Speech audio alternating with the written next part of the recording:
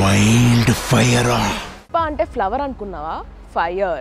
ఫ్లవరో ఫైరో అని పక్కన పెడితే ఈ మూవీ గురించి జనాలకి మాత్రం రప్ప ఫీలింగ్స్ ఉన్నాయి. అవేంటో తెలుసుకుందాం. ఏ సినిమా వచ్చినా కలకలలాడిపోయే ప్రసాద్ థియేటర్లో పుష్ప మాత్రం రిలీజ్ అవ్వలేదు.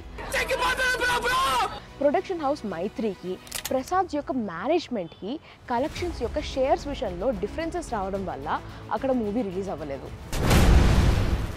మూవీలో ఒక డైలాగ్ ఉంది, ఎవడ్రా బాసు ఎవడికి రా బాసు, ఆడికి ఆడి కొడుక్కి ఆడి తమ్ముడికి కూడా నేనే బాసు అనేసి ఇండైరెక్ట్గా కొనిడెల ఫ్యామిలీకి చాలా గట్టి పని చేశారు అని జనాల ఫీలింగ్స్.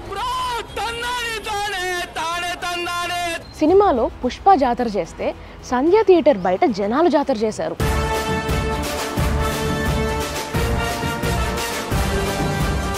ఫుల్ ట్రాఫిక్ జామ్, వాళ్ళని కంట్రోల్ చేయడానికి పోలీస్ ఆఫీసర్లు అబ్బో. కానీ పోలీస్ ఆఫీసర్స్ చేసిన ఒక లాఠీ చార్జ్లో ఒక అన్ఫార్చునేట్ ఇన్సిడెంట్ జరిగింది. ఒక లేడీ చనిపోయారు, ఒక బాబు చాలా సీరియస్ కండిషన్లో ఉన్నాడు. అంబటి రాంబాబు గారు is all praises about Pushpa 2. Pushpa అంటే వైల్డ్ ఫైర్ అనుకుంటివా, వరల్డ్ ఫైర్ అని ట్వీట్ల మీద ట్వీట్లు పెడుతున్నారు. ఆయన ఇతర వైఎస్ఆర్సీపీ కార్యకర్తలు సభ్యులు శత్రువుకి శత్రువు మిత్రుడు అన్న లాజిక్ ఫాలో అవుతున్నారు కాబట్టే ఈ ప్రశంసలన్నీ బయటకు వస్తున్నాయని జనాల టాక్. ఇంకో పక్క వైఎస్ఆర్సీపీ ఇంకా జనసేన మధ్యలో ఫ్లెక్సీ వార్ నడుస్తోంది. పుష్ప పిక్చర్ అంటే అల్లు అర్జున్ పిక్చర్ వేసి 2029 సీఎం అంటే జగన్ గారి తాలూకా అని ఫ్లెక్సీ వేయించారు వైఎస్ఆర్సీపీ నేతలు. అది నచ్చని జనసేన నేతలు దాన్ని చించేశారు. సో థియేటర్ బయట వైఎస్ఆర్సీపీ నేతలు జనసేన నేతలు కొట్టేసుకుంటున్నారు. Pawan Kalyan fans Bunny is funny అంటుంటే బన్నీ ఫ్యాన్స్కి వైఎస్ఆర్సీపీ నేతలు తోడయి ఫన్ కాదురా ఫైర్ అని ట్వీట్లు పెడుతున్నారు. పైగా థియేటర్లో వైఎస్ఆర్సీపీ జెండాలు కూడా ఎగరేస్తున్నారు.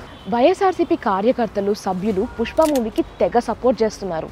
ఇప్పటిదాకా అల్లు వర్సెస్ కొనిడెలా లాగా ఉన్న ఫైట్ ఇప్పుడు Allu YSRCP versus mega family Janasena TDP కింద మారింది.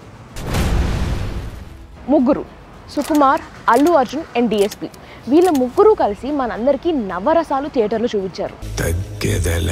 సో వేరే వాళ్ళ మాటలు వినకుండా మీరు థియేటర్లో చూసి మీకేమనిపించిందో కామెంట్ చేయండి.